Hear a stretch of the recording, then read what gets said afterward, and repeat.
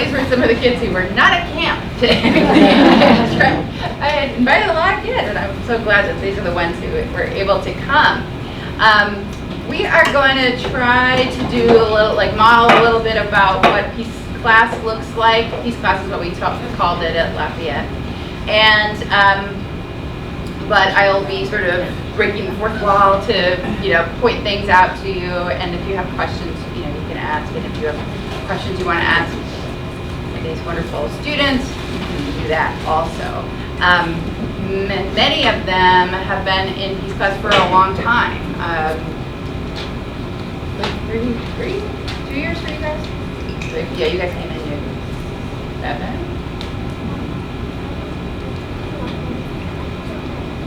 So 6 years, 7 years, 5 years, 5 years, 2 years, 7 years. So they've been, they know a lot about mindfulness, they know a lot about brain science. We're going to be modeling a lesson from the 1st and 2nd grade curriculum. So except for James, who's going into 2nd, they all already know all this stuff, but it's sort of a fun, easy one to teach. This lesson is, I think it's week 24, so it's pretty far along in the school year. So they will have already learned quite a lot of mindfulness practices. They'll have learned their brain science, so they know what happens in your brain when you get angry or upset. And so this lesson is kind of a bridge from that into the conflict resolution work that we would start in the following week. And in the way that we teach conflict resolution in Peace of Mind is we start with mindfulness, then we kind of layer in brain science, and then we start teaching conflict resolution. I can't tell you how many times I've gone to talk to a school and they say, we just want the conflict resolution. And I'm like, yeah, I know, but that's not how it works. And believe me, I tried to do it the other way. I tried to start with conflict resolution. It just didn't work. Kids really, really need to have the skills to regulate their emotions and to understand when they're angry and kind of understand what their triggers are so that they can approach the conflict resolution skills aren't really that hard. What's hard is dealing with somebody when you're really angry, and if your amygdala has taken over your brain and has put you into fight or flight or freeze mode, you're really not in a position to sit down and negotiate a diplomatic, solution to a problem. So learning the mindfulness skills, learning the brain science skills gets them so far along that learning how to sort of the nuances of how to work out a conflict is a lot easier to teach. So we really were, instead of focusing on figuring out how to de-escalate conflict, instead we mostly at our school we were kind of, once they had started these skills, we were really preventing conflicts from escalating in the first place, which is a lot easier to do, as you all know, than to try to de-escalate kids who are really high up the conflict escalator, as we say. So you're gonna see them do a mindful moment. We're gonna do a little skit. There's a lot of skits in the curriculum throughout all the age groups, and I just have found that when the kids act out these stories, they really internalize the message, they internalize the skills so much more than if I just talk to them about it. So that's what we're going to do. If you have already used the 1st and 2nd grade curriculum, you might know this lesson. I'm going to do it a little bit differently, and that's because over the last couple of years that I was teaching at Lafayette, I started to change the way that I used kindness panels. People have talked a lot about that already today. In middle school, it's called Peace Partners, but it's the same idea. Kids get a partner, and they are asked to show some kindness to that person in some way. I kind of found that as a specials teacher, when I was only seeing them once a week, I didn't have opportunities during the week to remind them, like, hey, here's a chance to do something for your kindness child. So I decided that I wanted the kids to have more opportunities to get to know each other during the class. So, so I added in some activities for them to do. I also, and during my last year at Lafayette, I added in a new component that some of you, if you were at our conference, heard about, and that is teaching a little bit of American Sign Language. I had some students who were coming in who used sign language, and so I wanted them to feel a little more welcome and more comfortable, so I thought I'll just learn a little bit myself. And I also felt like, I feel really good about the Peace of Mind curriculum. One part that I always felt like I didn't quite hit the mark on was talking about sort of how feelings, how emotions feel in your body. And I just didn't think I had really landed on the right kind of lesson for that. It turned out that when we learned how to talk about our feelings through sign language, it was a lot easier to talk about how feelings feel in your body, because sign language is, it's really based on sort of showing how an emotion feels. So you're not just saying like, I'm angry. You're like this really gets at what angry feels like a lot more than angry. So we learned a whole bunch of vocabulary, of feelings vocabulary in sign language. And then I taught the kids how to just ask each other, how are you feeling today? So at the beginning of class, I would tell them who their kindest pal is, and then they would sit down with their kindest pal and they would ask each other, how are you feeling today, in sign language, and then they'd answer in sign language.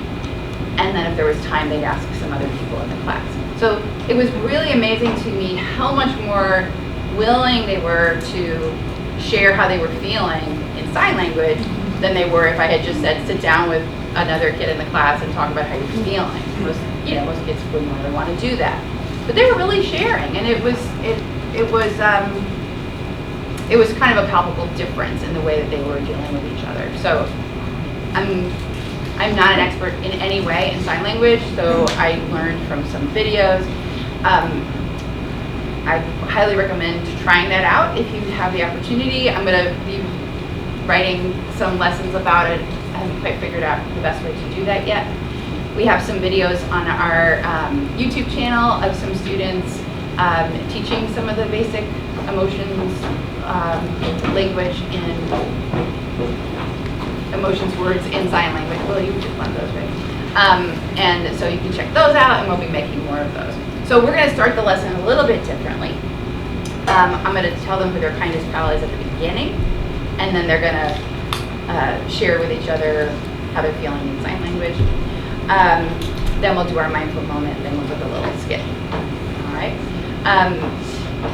Abby and Rosie, would you guys come up here? They're going to just show you real quick what the kids will be doing. We don't have time to do a whole lesson about sign language, but we can just ask Rosie, how are you feeling today? Can you turn that? I know it's rude, but turn that way so they can see her. She said, how are you feeling today? How are you feeling? She's feeling happy. All right. Do you want to ask Abby?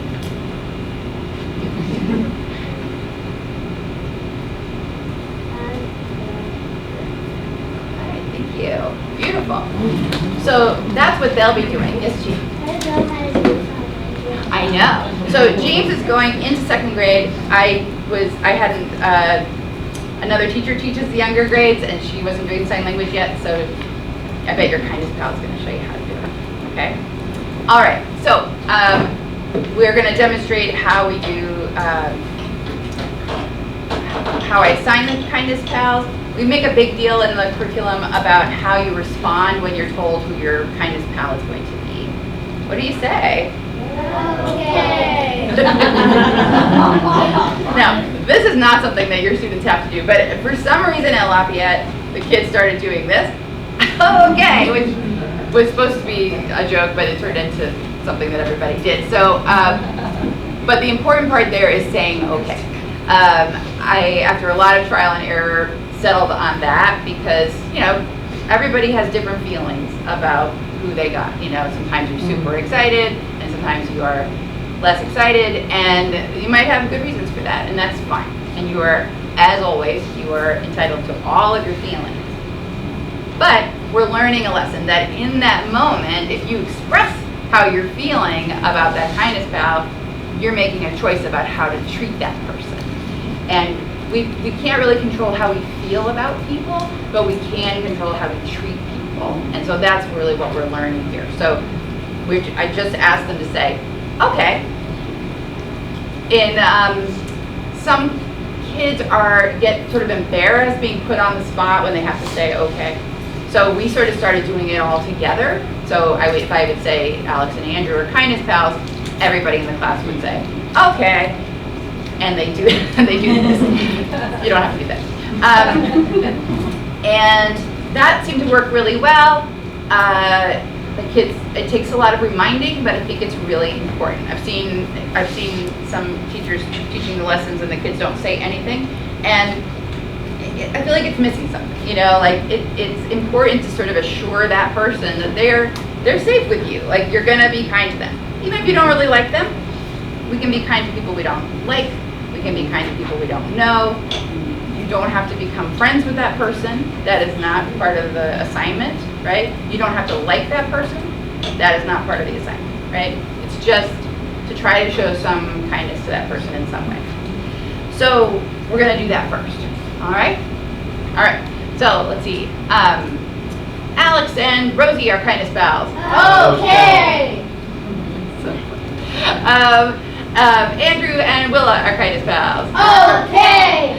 Helen and James are kindness pals. Okay. And what do we do when we have one person who doesn't have a partner yet? Alex. You raise your hand and say, oh, I can call.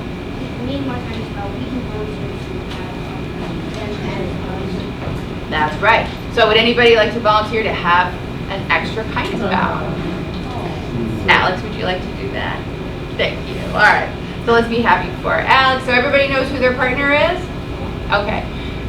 You're going to teach James how to do the sign language? All right. So when I say go, you're going to go find your partner and you're going to ask them how they're feeling in sign language, and you're going to let them know how you're feeling in sign language. And when you're done, go back to your seats. All right? Go.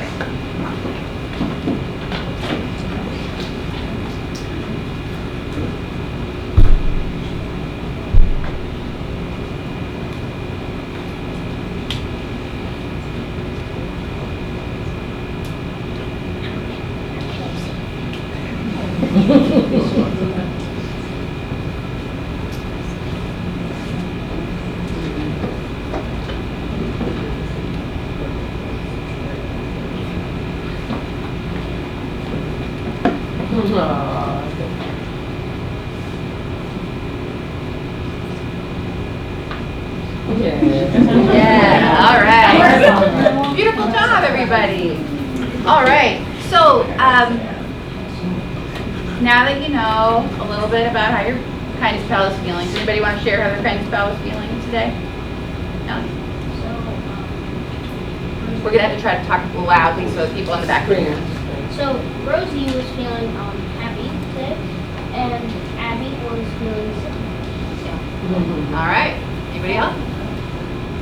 James. Helen is feeling happy. All right, she's feeling happy. Beautiful. All right, so we're going to move on to our mindful moment. So would anybody like to be the mindfulness helper?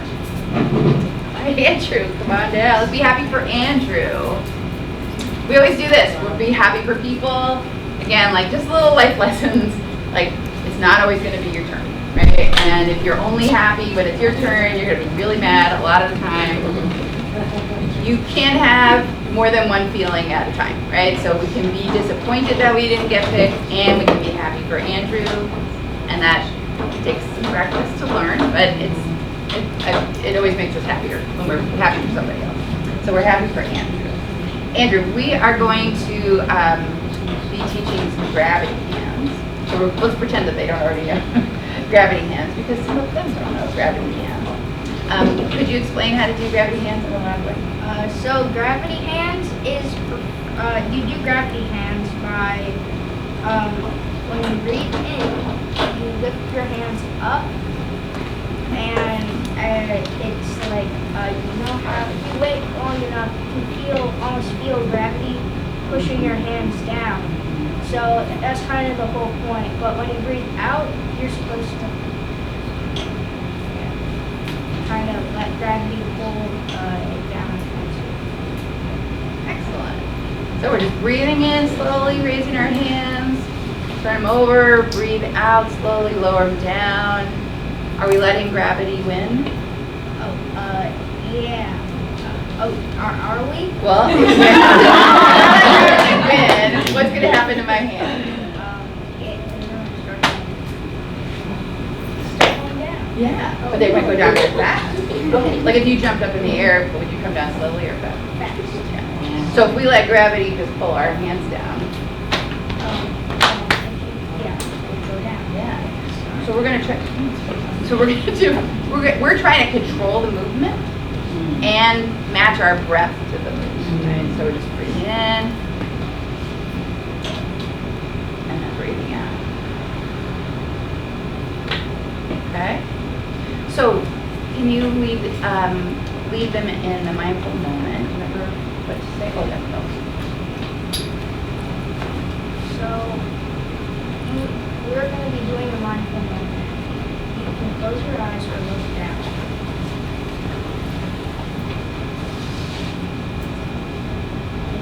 Let's take 3 deep breaths.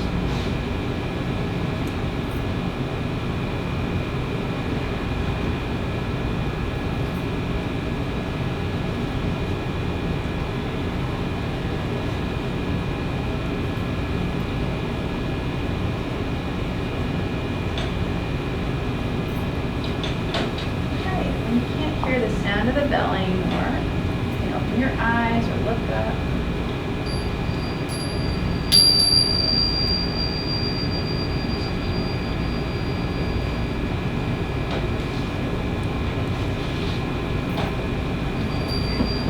Open your eyes or look up. Hey, thank you, Andrew. Great job.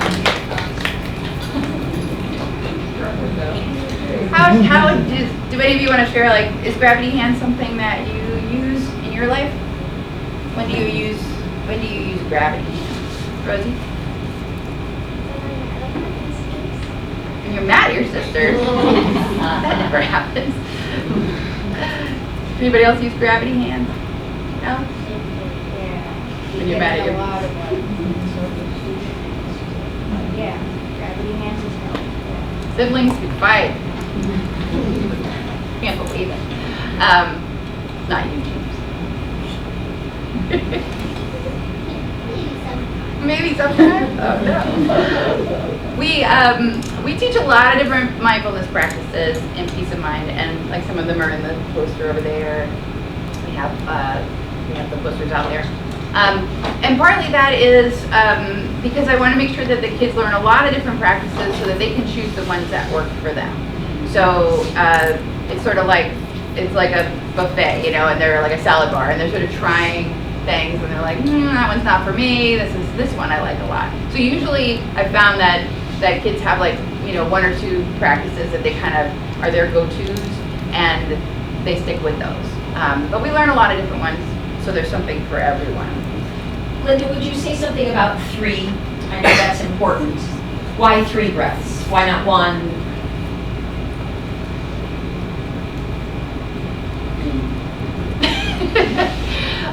I don't know, Liz. 3. I don't know. I've always done 3. 1 doesn't seem like enough. Yeah. 3, more than 3 seems like a lot. And 3 is a magic number. 3 is a magic number. You know, it's so funny, like when Cheryl was talking about the theory of change and we were going through this whole thing. I mean, I must tell you that as I was developing the program, I had no ideas about any of that stuff. I was really doing things that felt right or seemed like what the kids needed, and it was just sort of luck. You know, when I looked at the SEL standards, I was like, oh, yeah, we are covering all that. But it wasn't like by design exactly back then. I mean, we didn't have that stuff back then. So I haven't. Sometimes it's just organic. Yeah. I guess. Yeah. So we, like I said, this lesson is a sort of a bridge between the units where we were learning about mindfulness, we practice mindfulness throughout the year, but kind of learning different practices at the beginning of the year. Learning the brain science. We spend quite a lot of time on the brain science. And then we're taking those skills and applying them to conflict resolution. So in this lesson, the kids are going to act out a skit about a boy who flips his lid. Can anybody explain in a loud voice what flipping your lid means? I can't pick you every time, Alex. Abby. Flipping your lid is like when you get mad about something because your amygdala is underneath the lid, and it's when you let it take control over your chest. Yeah. So we use this hand model of the brain. I did not make this up. This is Daniel Siegel. He's written a lot of books about brain science, about kids' brains. He says that this is sort of like what your brain looks like. And this part is the amygdala. The amygdala is sort of like the security guard of your brain. It's the part of your brain that's watching out for danger. If it feels like you're in danger in some way, it really just secures the perimeter and takes over. But it turns off two really important parts of your brain. What are those parts that it turns off? James. It is. Coming into second grade. The hippocampus is the part of your brain that is in charge of your memory.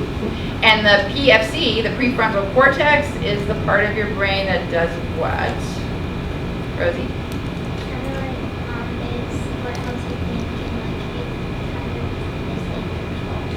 Exactly. Thinking, it's like the boss of your brain, it's the PFC. Can you point to your PFC? They're pointing here. Your hippocampus is in charge of storing and making memories, and your amygdala is like the security guard of your brain. So most of the time, those parts of the brain are happily going along. PFC's in charge, being the boss of everything. And if your amygdala thinks that you're in danger in some way, it takes over. We call that flipping your lid. This is sort of the amygdala in this scenario. And it sort of turns off, the prefrontal cortex takes over. What are the three things that the amygdala knows how to do? Abby? Fight, flight, and freeze. Fight, flight, and freeze, right? So those are really good things, and your amygdala is doing you a huge favor if you are actually in danger. And most of us, I think, have had that experience where maybe you were getting ready to cross the street and you stepped out into the street and then you heard a car coming. What does your amygdala help you do? Step back, right? You don't really want your thinking brain in charge in that moment, right? You don't want to be like, I hear a car. What shall I do? Right? That's not going to be helpful. You want that amygdala that reacts just like that. It doesn't think, it just reacts. So it's so great, and we're so lucky to have our amygdala, and we should thank our amygdala all the time. But there's a problem with the amygdala. What's the problem with the amygdala? Helen? Sometimes it overreacts about small things. Sometimes our amygdala is not that good at telling the difference between danger and something you just don't like. So if Miss Ashley was passing out her delicious cupcakes, which I hope you guys have one because they're so amazing, and you really wanted a red velvet one, but when she got to you, what was the other flavor? When she got to you and she said, Alex, here's carrot, and you really wanted red velvet, maybe you would be like, oh, thanks, right? But maybe your amygdala might say, what? I wanted red velvet, right? And your amygdala can suddenly go into fight mode. You might take that cupcake and say, I don't want this cupcake, it's disgusting, and throw it on the floor. You would never do that. But it could happen, right? Has this ever happened to you? Something like that? James is like, yes. Honest, James. So that can happen a lot of the time, right? It can happen, maybe you're walking down the hall at school and somebody bumps into you. It was an accident, but maybe you don't realize it was an accident. You might turn around and like start yelling at that person, or maybe you push them back. This used to happen at my high school every day, all the time. Everybody was walking around the high school like this because everybody was so afraid to bump into anybody because people were walking around and their amygdalas were really ready to fight. So that happens. We call that flipping our lids. So we understand that that's what happens in our brains. Does that mean that we're not responsible for the things that our amygdala makes us do? Right? You can't say like, oh, it wasn't me. It was my amygdala that threw that cupcake on the floor. I don't have to clean it up, right? You are your amygdala, right? It's not your fault. Your amygdala is trying to help you, but you do have to take responsibility for it. And so when we're teaching conflict resolution, that's one of the things that we teach about is taking responsibility, apologizing for whatever you did that, whether it was your amygdala or whether you planned to do it, you apologize for whatever you take responsibility for, and then you try to fix it. So this skit is really sort of showing what happens when you flip your lid, and instead of talking about it, we're just going to do it. So let's see. We are going to need 5 people for this skit. In the older grades, I have like scripts that the kids can read. In the younger grades, I'll just read the story and they'll act it out. I always give them the option of, like if I said, Alex, do you want to be Jonah? Okay, so can you say that? So if I said like, Jonah was jumping up and down, what would you do? Yeah. If I said, Jonah said, I'm so frustrated. I'm so frustrated. So he could do that, or I could just say it and he could just pantomime the action. I'll give them the option. So if they want to say the lines, that's fine. If they don't want to say the lines, that's fine. I always include, or usually include a non-speaking part, so that if there's a child who wants to be part of it but doesn't feel comfortable speaking, or if they're a newcomer or whatever, like I want everybody to feel welcome and part of things. So, all right, so you'll be Jonah. Let's see, I need somebody to be Amani. Helen, you want to be Amani? I need somebody to be Sammy. Rosie can be Sammy. I need somebody to be the mom, Willa. And I need somebody to be the dog. All right, let's be happy for our actors. Come on up. All right. Andrew and Abby, in the audience, you're going to have 2 jobs. One is, I want you to keep an eye on Jonah and you're Amani, right? And Amani. Make a brainy for both of them. Okay? If you start to notice that Amani is starting to flip her lid, maybe just a little bit, or if it's a lot, or if she's starting to calm down, close that brainy out. Same thing for Jonah. Okay? Also, if you guys want to, if you notice a feeling, an emotion word in the story and you want to show that in sign language, you can do that also. Okay? All right, I'm going to be the director. All right, so let's see. I need Jonah in the middle. I need mom and dog over here. Come over here. Oh, good. Look, he's a character. I need your Sammy, right? All right, you're going to go over there. That's your house. But don't stand behind the thing. Just stand here. Okay. All right. Okay. Ready? It's really weird to do this in front of people. Okay. Let's see. Jonah was a very happy boy. He liked to run around with his friends. He liked to walk his dog. He liked to play basketball.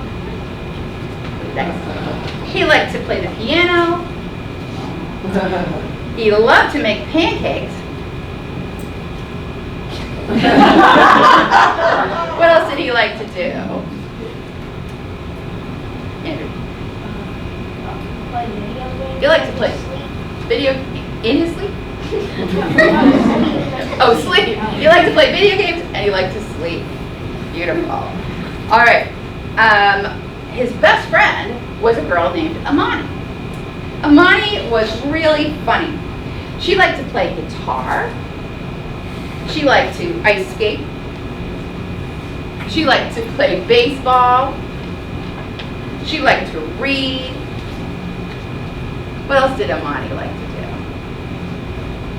Abby? She liked to swim.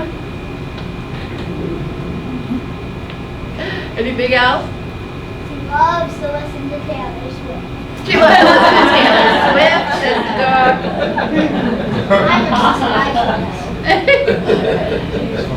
This is a non-speaking part, James. Jonah and Amani loved to play together.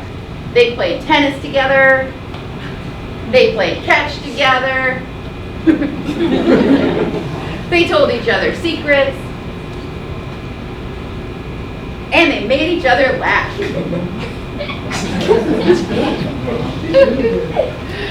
All right. Whenever Jonah had a cookie, he always shared it with Amani. Whenever Amani had some candy, she always shared it with Jonah. They got along perfectly. Well, most of the time. One day, Amani was playing with her other friend, Sammy. Sammy was teaching Amani how to bake chocolate chip cookies. She was showing Amani how to crack the eggs so that the shells didn't get into the batter. It was hard, and Amani was starting to get frustrated. Jonah came over to Amani's house to play and was surprised to see Sammy there. He said to Amani, "Come on, Amani, let's go to the park." You can say that if you want to. Let's go to the park. Amani said, "Not now, I'm busy." Not now, I'm busy. Jonah was hurt. He didn't face him. He felt left out and wanted Amani to play with him. So he asked her again, "Come on, Amani, please." Amani was really bothered now. So she shouted, "No, I'm learning how to make cookies." No, I'm learning how to make cookies. "Go away." Go away. And she pointed at the door. Jonah was really mad now. He didn't like feeling left out, and he really didn't like the way she was talking to him. He started to feel his body getting angry. His face felt hot. He was breathing faster and harder, and his hands were balling up into little fists. He wanted to punch something and scream. He yelled at Amani, "Fine, if you don't want to play with me, Fine, if you don't want to play with me, then we're not friends anymore." we're not friends anymore. And he slammed the door, and he stomped all the way back to his house, where his dog and his mother were. When Jonah got home, his mom heard him stomping into the house and said, "What's wrong, Jonah?" What's wrong, Jonah?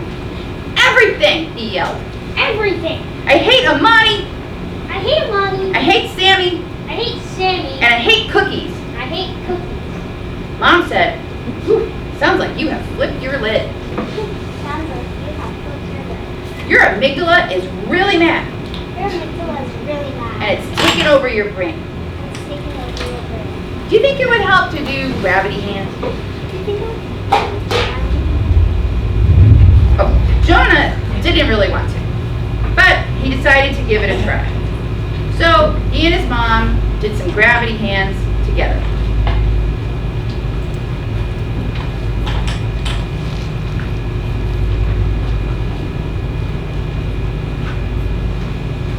After he was done, he felt a little bit better.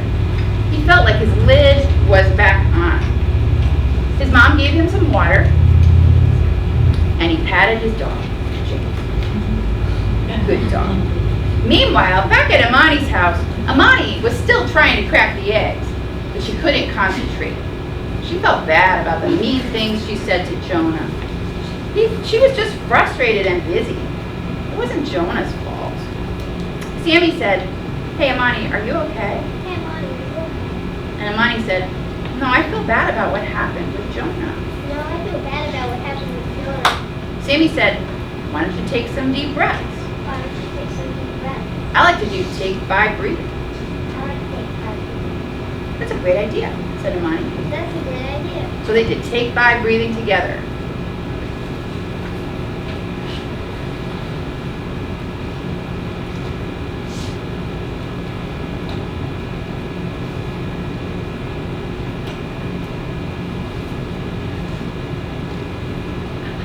Oh, Imani said, now that I'm calm, Now that I'm calm, I think I have to go say I'm sorry to Jonah. I think I have to go say I'm sorry to Jonah. Sammy said, good idea. Good idea. I'll go with you. I'll go with you. So they walked over to Jonah's house together. Imani knocked on Jonah's door. Jonah opened the door, and Imani said, Jonah, I'm sorry I said those mean things. Jonah, I'm sorry I did those weird things. I guess I flipped my lid. I guess I put my lid. And Jonah said, I'm sorry too. I'm sorry too. I didn't mean any of the things I said. I didn't mean any of those things you said. Imani said, that's okay. That's okay. Do you want to go play in the park with me and Sammy? Do you want to go play the park with me and Sam? Jonah said, what do you think Jonah said? That's right. Sure. And Jonah put a leash on his dog, and they all went to play in the park together. The end.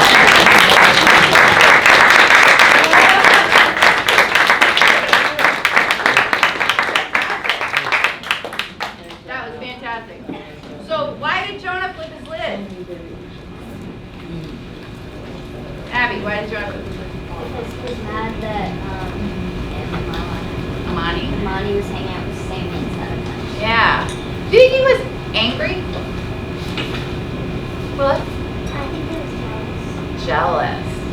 So sometimes there can be feelings underneath our feelings, right? Looks like angry. Or you do, oh, jealous. That's right, I forgot that. Did he have a reason to be angry? Andrew? Yeah, I think so. I mean, because he wasn't, it's not like she was saying, you can come make cookies with us too. She was saying that she couldn't play, he cannot join them in making cookies and he should leave. Yeah, that's right. Did his actions make him feel better or worse? Worse. Why did Imani flip her lid? Rosie? Because Jonah got mad at Imani because I don't think Imani knew why he was doing that. You don't? What do you think? What do you think? Oh, why Imani?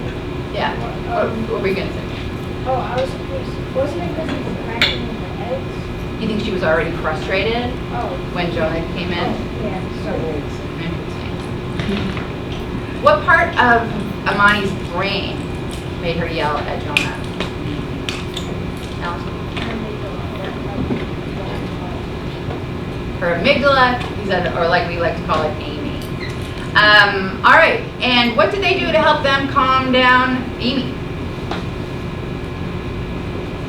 James. Grab deep breath and take 5. That's right. So those are 2 of the mindfulness practices that we've learned, and they were pretty helpful to them, right? Is it hard to remember to do those things when you're mad? Do you forget to do those things when you're mad? Do I forget to do those things when I'm mad? So it takes a lot of practice. So again, this is not one of those things where you can check the box, like, oh, I taught the kids some mindfulness practices, now they've got it, right? Like we practice them in Peace class every week. We do skits like this, we remind each other, we help each other. I would really often model during class, like if I was getting frustrated, I would say, because we were learning sign language, this is frustrated. So sometimes if, the lesson wasn't going well, or if somebody was talking when they weren't supposed to be talking, I would just sit there and I'd go, which means I feel frustrated. And right away, somebody would be like, Miss Ryden's frustrated. And I was like, yeah, why do you think I'm frustrated? Because we were talking? And I was like, yeah. And so I would say, I feel like a little anger starting to grow. I can feel it in my body that I'm starting to get angry. I don't want to let my amygdala take over and yell at you all. I might kind of want to, but I know that that's not going to go well, right? And it's not what I should do. I'm a peace teacher after all, right?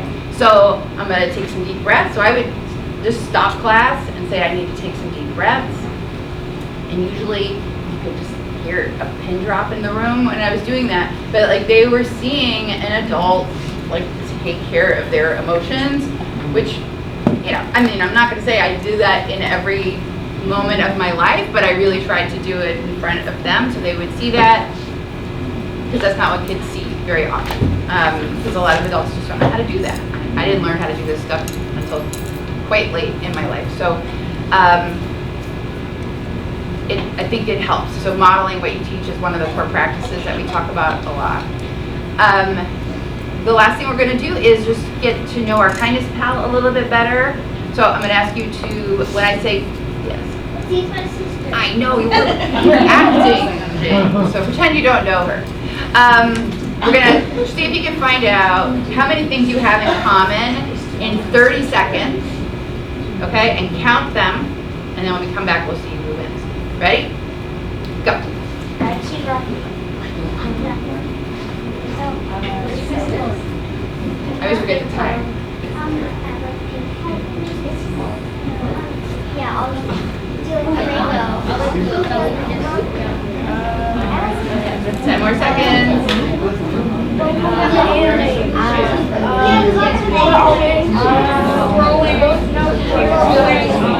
And stop.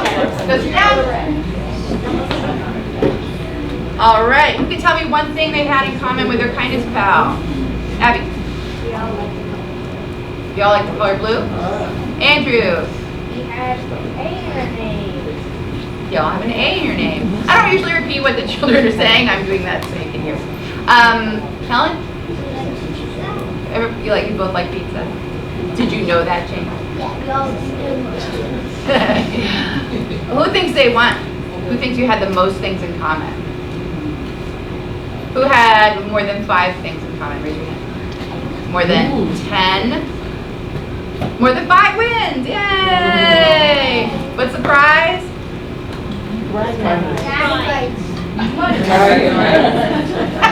The prize is you got to know each other better. I love it. Work with me. So much of what, sometimes when people come to visit the class or something, they might say like, oh, you know, that's adorable, Miss Ryden, but like my kids are never going to do this. Like it's too corny, whatever. The thing is that we're doing that on purpose. Like of course kids are not going to say like, okay, and they're not sincerely doing that. They're doing it because it's funny. In the skits, the way I'm writing the kids' lines is not the way kids really talk, right? But that's on purpose. First of all, I would not, think that I could write a skit to sound like a, cool 11-year-old of 2024. I don't know. But I'm sort of doing it on purpose to be corny because they will remember it more. It's funny. They're relaxed. They're taking it in. It just seemed to work a lot better. I used to try to make it a little more realistic. Also, really important if you're doing any kind of skits, especially if they are about like bullying or something like that. There are some skits in the curriculum about bullying. I would almost always play the part of the kid who is doing the bullying and not make that character the cool character. So much of the time in SEL programs you see a skit about bullying and the coolest person by far is the kid who's being mean. And I'm like, what lesson are we taking away from this? So that's just an aside, but keep that in mind. That is all the time that we have for our class today, I think. Where's my time? Where'd they go? For this?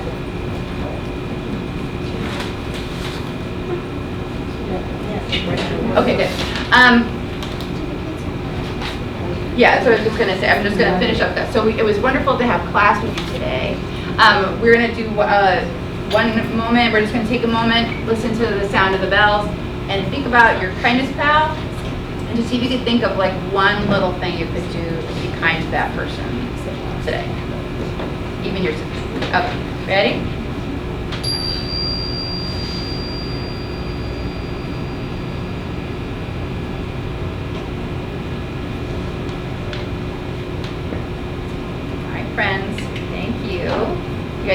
great. We'd be happy to answer any questions that you have. Do you guys want to turn around and come this way so people can see you? If you have any questions you want to ask them or me or Ellie, I'm just doing this at Lafayette now.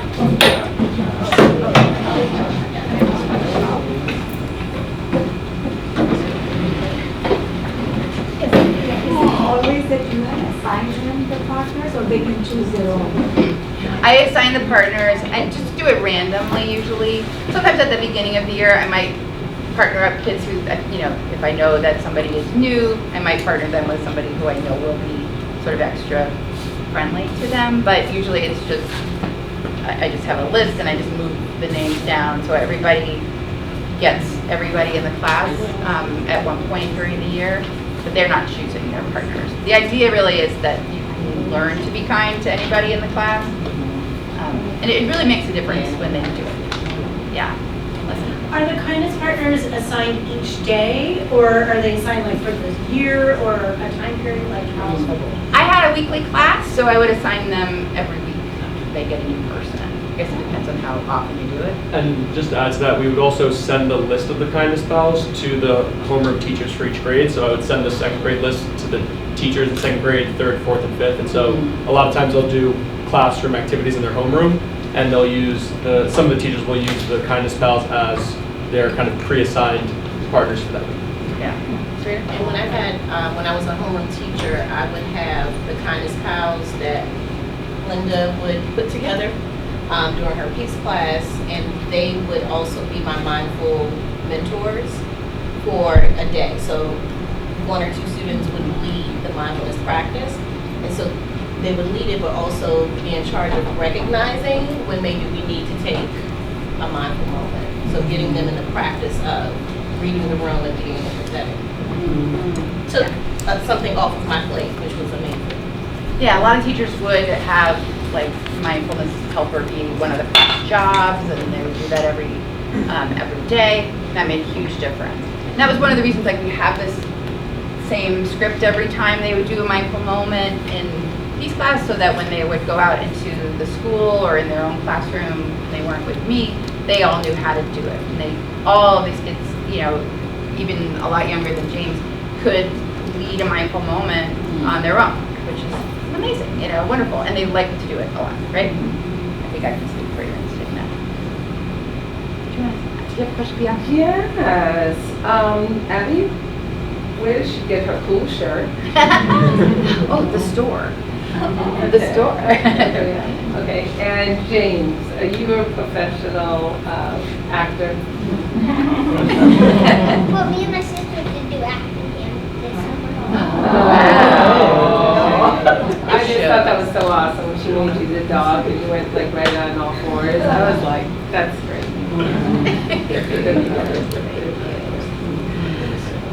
Well, first of all, y'all did such an amazing job. Yeah. Thanks for doing that. Thank you. And I was just wondering, because I know you were saying that you use the gravity hands or the take 5 whenever you're maybe upset with a brother or sister. But have you ever taught it to anybody, or have you ever started to notice somebody is maybe flipping their lid and then you suggest to them what they can do? Yes, sometimes at school I'm like, guys, I won't say we're going up the conflict escalator. It's not something that I would say, but it's more of like something like, oh guys, and plus if someone's like annoying me and I've already tried that, I kind of wouldn't I just wouldn't I'd stay away from them for the rest of the day just to let both of us cool off before the next day where we do it. That is really cool. That's super mature. Yeah. That's really cool. Oh. This question is for any one of you. What happens, or how do you react when you get a pen pal, friend buddy? Kindness pal. Kindness pal. When you get a kindness pal that you don't like. Like, how are you nice? Okay, you get her first. How? If I don't really hang out with them that much, and it's the point of it is to be nice to everybody, and not to be nice, but to try and not be mean to everybody. kind to them today. What do you do? I just kind of like in there. I just am like, I'm just gonna focus and like do what I would do with any other kindness pal, or if they were my kindness pal and they're my friend.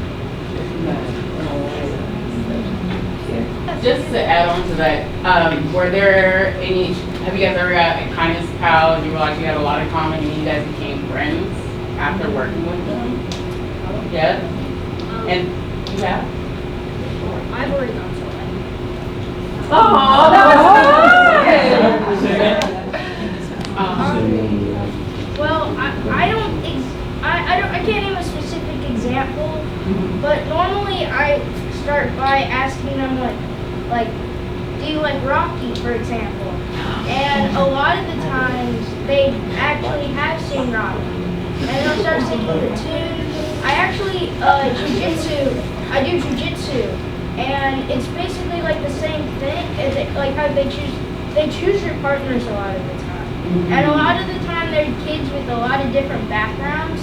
So it's like, yeah, you usually don't have a lot in common with them. So yeah, that's what I try to ask them, just to kind of start a conversation going. Because, I mean, if they don't, it's kind of awkward, but if they And then can I ask James a question? What has been your favorite part that you've learned? Like what is, out of this, all of the mindfulness exercise, like what's your favorite part that you look forward to? I don't know, I like all of it. Oh.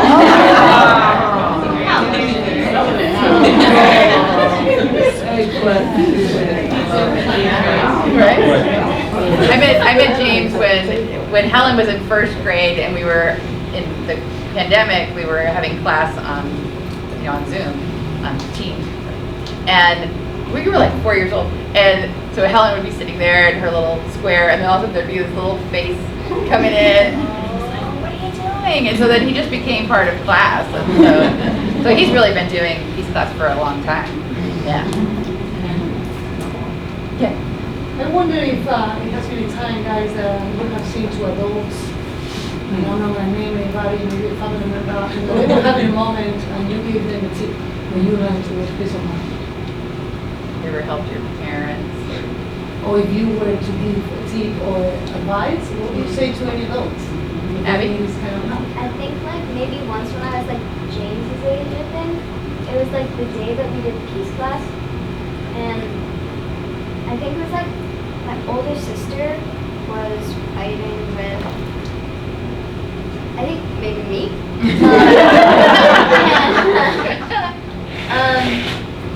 And we had like just learned something new in peace class, and I was like, let's take 5 deep breaths. But she did understand them because she was in peace class at the time too.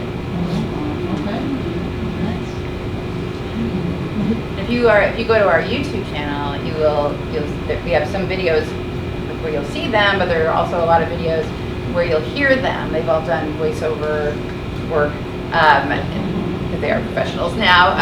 Voiceover work, which is, they're really good at it, really good. Yeah. I know, you're gonna do it nice.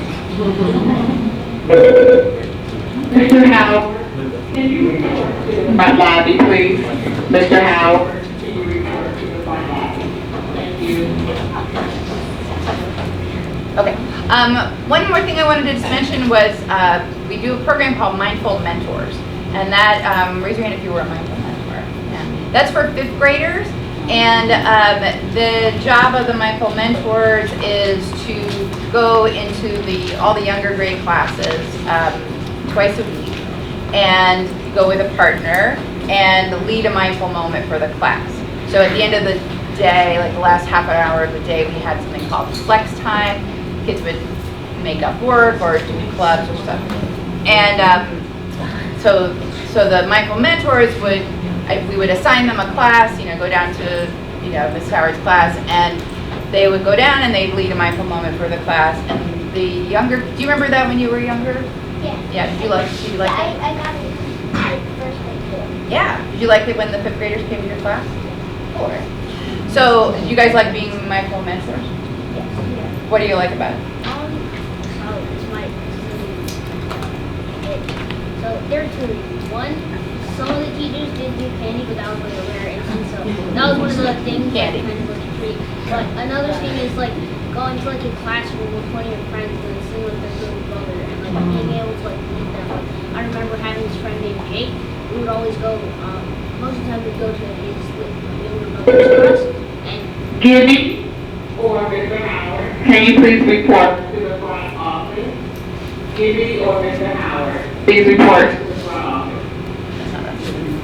And so we'd always go to his brother's class, and it'd be like really exciting because he'd be like tell all his friends about us, and they'd all like pitch into the mindful moment. Because some classes, like the kids didn't know any of us, and so they'd just be like, oh, and they wouldn't like close their eyes or something. But like Jake's brother, like he would know to do that, and he would tell all his friends to do that. So it was really like nice to see like the being able to do that. Yeah. Okay. Like sometimes, like when the kids get older and you're like visiting the 5th grade classes or like other classes in your grade, but like then the kids will like focus on you. But like when you go to like the pre-pairs or like the kindergartners, then they'll be so focused on the mindful moment. And they'll be so Yeah. Willa? When I went to like my brother's class, all of us like friends would be like, it's Eli's sister, it's Eli's sister. You're a celebrity. Andrew. Well, I think it was, so a lot of the kids during flex time, we go during flex time, and they're allowed to do video games and play on their computer. So, or I don't know if they're supposed to, but that's what they do. Yeah, so when you go in there, they don't exactly show you the most respect, and they give you the side eye, which is not a very nice look for when you're in 5th grade and you're going to a 4th grade class. But the teachers, I think but then they have to stop. The teachers will tell them to stop, and I think the teachers enjoy us coming because it's a kind of a break. Because the teachers aren't a huge fan of them playing Roblox, but they changed their tag, so you don't have any evidence. So yeah,